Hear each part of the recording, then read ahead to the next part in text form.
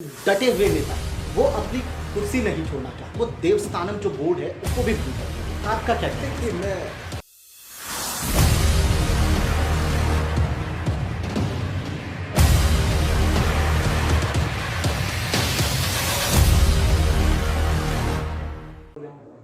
नमस्कार, बहुत बहुत स्वागत है आपका। मैं हूं देवेंद्र प्रसाद। राजनीति का मैदान ऐसा मैदान है, वहां वही खिलाड़ी खेल सकता है जिसे राजनीति का हर दाव पेच पता हो, और दूसरी चीज जो लोगों के दिलों में राज करना जानता हो। आज हमारे साथ एक ऐसी पर्सनालिटी है जो राजनीति का हर दांव पेच तो जानते ही हैं, जनता के दिलों में राज भी करते हैं, जनता उनको प्यार करती है। जी हाँ, मैं बात कर रहा हूं पूर्व प्रदेश अध्यक्ष उत्तराखंड कांग्रेस पार्टी, पूर्व कैबिनेट मंत्री और वर्तमान में नेता प्रतिपक्ष की जिम्मेदारी संभाल रहे।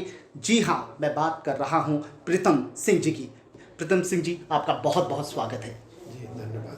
प्रीतम जी, पहला सवाल मेरा यही है कि जब आप दिल्ली गए थे तो आप प्रदेश अध्यक्ष के तौर पे गए थे, लेकिन जब वापस आया तो आपके जो चाहने वाले हैं उन्होंने आपका स्वागत किया नेता प्रतिपक्ष के तौर पे। तो इतनी इमरजेंसी क्या हुई कि कुछ दिनों में ही सब कुछ बदल गया?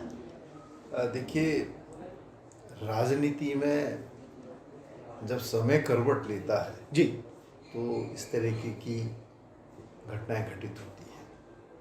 हमारी नेता प्रतिपक्ष डॉक्टर इंदिरा हृदय जी का असमय हमारे बीच से जाना निश्चित रूप से दुखद भी है और एक राजनीतिक परिवर्तन भी उसने लाने का काम किया। आप जानते हैं कि कांग्रेस विधानमंडल दल के सभी साथियों ने एक प्रस्ताव पारित करते हुए राष्ट्रीय अध्यक्ष सोनिया गांधी जी को इस बात के लिए अधिकृत किया था कि वो नेता प्रतिपक्ष की जिम्मेदारी जी जिस किसी भी व्यक्ति को सौंपने का काम करेगी, सब लोग जो है उसके साथ खड़े होने का मतलब सब लोग ये चाहते थे कि आपके अनुभव का फायदा मिले। नहीं, मैं वही कह रहा हूँ। जी और राष्ट्रीय नेतृत्व ने ये निर्णय लिया जी कि मुझे नेता प्रतिपक्ष के रूप में इस प्रदेश के अंदर कार्य करना है। तो जो राष्ट्रीय नेतृत्व का निर्णय है वो सबको मान्य भी है और शिरोधार्य भी है, और उसी के तहत नेता प्रतिपक्ष की जिम्मेदारी मुझे दी गई है। और मेरा प्रयास रहेगा, कोशिश रहेगी कि मैं नेता प्रतिपक्ष की इस भूमिका को जो है कांग्रेस के तमाम साथियों के सहयोग से उत्तराखंड के आम जन के हित को ध्यान में रखते हुए कार्य करने का काम करूँ। एक सवाल ये उठता है कि क्योंकि आप नेता प्रतिपक्ष जो एक महत्वपूर्ण पद है वो संभाल रहे हैं, हमेशा उत्तराखंड कांग्रेस पे ये सवाल उठते रहते हैं कि कांग्रेस जो है मित्र प्रतिपक्ष की भूमिका निभाती है। जो मुद्दे हैं, चाहे वो बेरोजगारी का मुद्दा हो या पेट्रोल का मुद्दा हो, कई ऐसे मुद्दे हैं उनको भुना नहीं पाई। देखिए मैं बड़ा स्पष्ट करना चाहता हूँ, यदि आप किसी राजनीतिक दल से ये अपेक्षा करते हैं कि वो हर दिन सड़कों पर जो है उतरे, तो ये बड़ी असंभव बात है। जहाँ तक विरोध का प्रश्न है, हर विषय पर कांग्रेस ने सदन से लेकर सड़क तक जो है संघर्ष करने का काम किया, लड़ाई लड़ने का काम किया है। आपके सामने है, हमने देहरादून में और कुमाऊं में, हल्द्वानी में, हरिद्वार में, तमाम जगहों पर जाकर के जो है सरकार के खिलाफ जो है लड़ाई लड़ने का काम किया। मित्र विपक्ष का जो टैग आपने जो टैग लगाया है, यदि आप सदन की कार्रवाई को देखेंगे तो आपको स्पष्ट प्रतीत होगा कि क्या हमने सदन के अंदर मित्र विपक्ष की भूमिका अदा की है। हमने सरकार पर तीखे और तीव्र गति से वार करने का काम किया है। हमारी संख्या जब इंदिरा हृदय जी थी 11 की थी, लेकिन 11 जो है 57 पर भारी थे। सड़क पर भी हमने हर विषय को लेकर के संघर्ष करने का काम किया, चाहे बेरोजगारी हो, चाहे किसानों का मामला हो, चाहे महंगाई के विरोध में हो, चाहे देवस्थानम श्राइन बोर्ड के विरोध में हो। जो जो विषय आया उस विषय को लेकर कांग्रेस ने जो है सड़क पर भी संघर्ष करने का काम किया है। एक सवाल जो आपने कहा कि 11 विधायक मिले थे 2017 में, जब पार्टी आपको मिली थी 11 विधायक थे। कांग्रेस बिल्कुल निराश थी क्योंकि एक बहुत बड़े शायद उत्तराखंड की राजनीति में पहली बार हुआ था कि बीजेपी इतने बड़े बहुमत से आई थी। जिस कांग्रेस को आपने 4 सालों में मेहनत करी, उसको सींचा, ये कह सकते हैं, आज क्या फल कोई और खाएगा या फिर मिलके खाएंगे सारे फल 2022 में? देखिए, 2017 से पूर्व जी कांग्रेस में एक विभाजन हुआ जी और जब 2017 का विधानसभा चुनाव हुआ तो उत्तराखंड के लोगों ने निश्चित रूप से भारतीय जनता पार्टी में विश्वास व्यक्त किया और प्रचंड बहुमत के साथ उनकी सरकार इस सूबे में स्थापित करने का काम किया। हमको विपक्ष की भूमिका दी गई, हम मात्र 11 विधायक थे और स्वाभाविक बात है जब पराजय बड़े अंतर से होती है तो जो कांग्रेस के हमारे साथी हैं, सहयोगी हैं और हमारे हर संघर्ष में साथ देने वाले लोग हैं, वो हताश और निराश होते हैं। इन विकट परिस्थितियों में राहुल गांधी जी ने मुझे प्रदेश अध्यक्ष की जिम्मेदारी सौंपी और मेरा दायित्व बनता था, कर्तव्य बनता था कि जो निराशा का वातावरण है, इस वातावरण को समाप्त करते हुए कांग्रेस को आगे बढ़ाने का काम करूं। और मैं आज कह सकता हूं जी कि इसमें आप सफल हुए। 2017 से और 2021 तक जो मुझे कार्य करने का अवसर मिला, इस अवधि में हमने कांग्रेस को मजबूत विपक्ष के रूप में खड़ा करने का काम किया और साथ ही साथ हमने उसकी भी भरपाई की जहां से हमारे साथी हमको छोड़ करके गए थे। आज हम ये कह सकते हैं कि उत्तराखंड राज्य के अंदर कांग्रेस भारतीय जनता पार्टी को कड़ी चुनौती देने में सक्षम है और 2022 में सरकार बनाने जा रही है। आपने एक प्रश्न इसमें और कहा कि फल कोई और खाए। देखिए, फल का प्रश्न नहीं है, हम कांग्रेस के सिपाही हैं, हमको जो दायित्व सौंपा जाता है उसका निर्वहन हर व्यक्ति पूरी निष्ठा और ईमानदारी के साथ करने का काम करते हैं। जी हम अध्यक्ष के रूप में भी मुझे कार्य करने का मौका मिला और नेता प्रतिपक्ष के रूप में भी मैं कार्य कर रहा हूँ, लेकिन कई बार जो है मौका नहीं मिलता तो हम पंक्ति में सबसे पीछे खड़े होकर के भी कांग्रेस को मजबूत करने के लिए हमेशा कार्य करते रहे। एक सवाल ये है कि आपने कहा कि फल वाली कोई ऐसी बात नहीं है, तो क्या 2022 का जो चुनाव नज़दीक है इसमें सामूहिक नेतृत्व को लेकर आगे बढ़ेगी या कोई पर्टिकुलर चेहरा होगा? क्योंकि सवाल ये है, कुछ लोग कहते हैं कि प्रीतम सिंह भी हो सकते हैं 2022 में मुख्यमंत्री का चेहरा, और एक नाम तो हमेशा उठता है हरीश रावत, पूर्व मुख्यमंत्री। तो आपका क्या कहना है? देखिए, मैं बड़ा स्पष्ट करना चाहता हूँ, राष्ट्रीय नेतृत्व का भी सुस्पष्ट मंतव्य है जी और मैं ऐसे भी कहना चाहता हूँ कि उत्तराखंड राज्य के अंदर सामूहिक नेतृत्व में चुनाव लड़ने का काम जो है कांग्रेस करेगी। ये अलग बात है, दिगर बात है, कोई किसी के लिए कहता है, कोई किसी का चेहरा कहता है।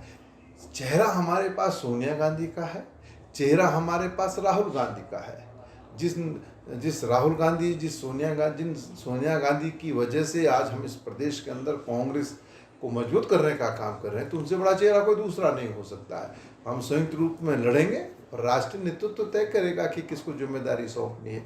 जिसे भी राष्ट्रीय नेतृत्व जिम्मेदारी सौंपेगा, कांग्रेस के साथ ही उसके साथ लाभप्रद होने का काम करेंगे। जी, एक सवाल ये है कि अभी सोशल मीडिया में एक बहुत जोरों से एक मांग उठ रही है भू कानून को लेके, और ये कहा जा रहा है कि क्योंकि शायद कुछ लोग ऐसे भी हैं जो चाहते हैं कि भू कानून लागू हो, और जो प्रदेश अध्यक्ष हैं, अभी नए प्रदेश अध्यक्ष हैं कांग्रेस पार्टी के, उन्होंने कहा है कि अगर सरकार आती है तो हम भू कानून लाएंगे, और एक ये है कि वो देवस्थानम जो बोर्ड है उसको भी भंग कर देंगे। तो दोनों पे आपकी क्या राय है? देखिए, मैं बड़ा स्पष्ट करना चाहता हूँ जी, प्रदेश के अंदर जब आदरणीय स्वर्गीय तिवारी जी के नेतृत्व में कांग्रेस की सरकार थी, तो हमने इस प्रदेश के अंदर एक भू कानून बनाने का काम किया जी, और उसके बाद खंडूरी जी आए, उन्होंने उसमें और परिवर्तन करने का काम किया।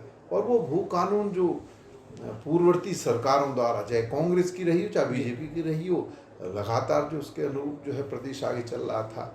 लेकिन वर्तमान सरकार ने भूमाफियाओं के दबाव में आकर के भू कानून में व्यापक स्तर पर जो है परिवर्तन करने का काम किया, और जिसका विरोध जो है आज सड़कों पर उतर करके लोग करने का काम करें। और हमने कहा था कि हम जब 2022 में आएंगे तो निश्चित रूप से ऐसा भू कानून हम बनाएंगे जो उत्तरकाशी से लेकर के जो है उधम सिंह नगर तक, देहरादून से लेकर के जो है पिथौरागढ़ तक, सबके हितों को संरक्षित करने वाला भू कानून हो। ऐसा हम भू कानून बनाने का काम करेंगे। देवस्थानम बोर्ड के परिप्रेक्ष्य में मैं कहना चाहता हूँ कि जब ये विधेयक सदन के अंदर लाया गया तो कांग्रेस ने इसका विरोध किया। हमने सरकार से कहा था कि आप तीर्थ पुरोहितों से, हक हकूकदारियों से, स्थानीय लोगों से राय मशवरा करके इस विधेयक को लाने का काम करें, लेकिन सत्तावन का बहुमत उनके पास था, मैंडेट उनके पास था। इन्होंने बहुमत के आधार पर उस विधेयक को पारित कराने का काम किया। उस समय जो है हमारे तीर्थ पुरोहित संघर्ष कर रहे थे, और मैं इसलिए कहना चाहता हूँ, मैं उस समय पार्टी का प्रदेश अध्यक्ष था, इंदिरा हृदय जी नेता प्रतिपक्ष थी। हम तीर्थ पुरोहितों के आंदोलन में शरीक हुए और हमने उस समय उनसे वादा किया था कि 2022 में जब कांग्रेस की सरकार आएगी तो हम तीर्थ पुरोहितों को, हक हकूकधारियों को साथ दे करके, विमर्श करके, जैसा वो चाहेंगे वैसा हम जो है ये जो श्राइन बोर्ड का गठन हुआ तदनुसार इसमें आगे बढ़ने का काम करेंगे। और हमने उस वक्त ये भी कहा था कि यदि आवश्यकता होगी तो हम इसे समाप्त करने का भी काम करेंगे। एक आज का आखिरी सवाल, युवा नेतृत्व को लेके हमेशा कांग्रेस में सवाल उठते रहते हैं और कांग्रेस पे ये आरोप लगते हैं कि जो डटे हुए नेता हैं वो अपनी कुर्सी नहीं छोड़ना चाहते, युवाओं को मौका नहीं देना चाहते। जबकि बीजेपी की बात करें तो बीजेपी लगातार युवाओं को आगे मौका दे रही है और उसका फ़ायदा बीजेपी को हो रहा है। आप क्या कहेंगे 2022 के चुनाव में क्या युवाओं को तवज्जो मिलेगी, क्या युवाओं को टिकट देगी उत्तराखंड कांग्रेस? नहीं, देखिए कांग्रेस ने सदैव जो है नौजवान साथियों को आगे लाने का काम किया है और इसकी परिणति आपने 2002 में भी देखी, 2007 में भी देखी, 12 और 17 में भी आपने देखी। आगे भी नौजवान साथियों को जो है आगे लाने का काम राष्ट्रीय नेतृत्व करेगा। आपने कहा कि जो लोग जमे जमाए हैं, देखिए राजनीति में ये ज़रूर है कि जब हम चुनाव मैदान में जाते हैं तो उस समय जंग जीतने की बात होती है, तो कोशिश ये होती है राष्ट्रीय नेतृत्व की भी और प्रांतीय नेतृत्व की भी कि हम उस जंग को जीतने का काम करें। तो इसलिए टिकट वितरण होता है, चाहे उसमें महिलाओं का जिक्र करिए, नौजवान साथियों का जिक्र करिए या जो पुराने अनुभवी हमारे नेता हैं उनका जिक्र करिए, सबको जो है टिकट देकर के उसमें समायोजित करने का काम किया जाता है और आगे भी करते रहे। तो आप मानते हैं कि 2022 में कांग्रेस सरकार बना सकती है? आपने सकती है का जिक्र किया, मैं कहता हूं कि 2022 में कांग्रेस की सरकार आ रही है और उसके बड़े स्पष्ट कारण है कि सत्ता में बैठे हुए लोगों ने सत्ता हथियाने के लिए उत्तराखंड के लोगों से बड़े बड़े वादे किए थे। कहा था कि डबल इंजन की सरकार बनाइए, सरकार बनेगी तो हम किसानों का ऋण माफ़ करेंगे। क्या किसानों का ऋण माफ़ हुआ? आज तो 4.5 साल का कार्यकाल हो रहा है। किसानों का ऋण माफ़ होना तो दूर की बात, 3 ऐसे काले कानून आपने इस देश के अंदर किसानों के हितों के विपरीत लाने का काम किया है, जिसकी वजह से किसान आज संघर्ष कर रहा है। नौजवान साथियों से रोजगार का वादा किया था, कहाँ है नौजवान साथियों का रोजगार?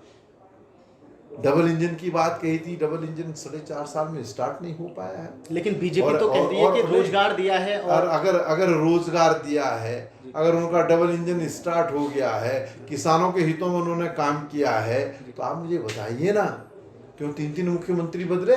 फ्री का राशन, फ्री की बिजली, तो फिर 3 मुख्यमंत्री क्यों बदले? ये तो बताए ना कि है कोई जवाब। और क्या कहा था जब इस प्रदेश के पहले मुख्यमंत्री ने, अब मैं पहला ही कहूँगा, मुख्यमंत्री ने शपथ ली थी और शपथ के बाद जब पहली प्रेस कॉन्फ्रेंस उन्होंने संबोधित की थी तो उन्होंने कहा था कि भ्रष्टाचार पर हमारा 0 टॉलरेंस है और 100 दिन के अंदर हम लोकायुक्त लाएंगे। कहाँ है वो लोकायुक्त? आज तो 4.5 साल हो गए। आज हालत आपके सामने, पूरी की पूरी सरकार भ्रष्टाचार में डूबी हुई है। कोरोना की महामारी से लड़ने में सरकार पूरी तरीके से अक्षम साबित हुई है। भू कानून को लेकर के लोग सड़कों पर संघर्ष करने का काम कर रहे हैं, तीर्थ पुरोहित सड़कों पर है, अर्थव्यवस्था ध्वस्त है, विकास के कार्य अवरुद्ध है, और आप फिर भी कह रहे हैं कि भाजपा ने जो वादे किए थे वो पूरे किए। एक भी वादा सत्ता में बैठे हुए लोगों ने पूरा नहीं किया। और मैं कह सकता हूँ कि आज उत्तराखंड के लोग भारतीय जनता पार्टी और सरकार के चाल चरित्र चेहरे को भली भांति पहचान चुके हैं। वो बेसब्री के साथ 2022 का इंतजार कर रहे हैं। तो आप मानते हैं 2022 में आने वाली है जो सत्ता वो है कांग्रेस? निश्चित रूप से। आपने अपना कीमती समय हमें दिया, इसके लिए बहुत बहुत धन्यवाद। जी धन्यवाद, थैंक यू वेरी मच। ये थे प्रीतम सिंह जी, जिन्होंने हमें बताया कि 2022 में ये 100% श्योरिटी है कि कांग्रेस उत्तराखंड की सत्ता पे राज करेगी, और इसके लिए इन्होंने बहुत सी ऐसी नाकामियां बीजेपी की गिनाई, चाहे वो बात करें बेरोजगारी की, चाहे वो पेट्रोल की बात करें, या फिर चाहे और भी कई मुद्दे हैं। तो अगली बार मैं एक नई पर्सनैलिटी के साथ आपके साथ हाजिर रहूंगा। नमस्कार।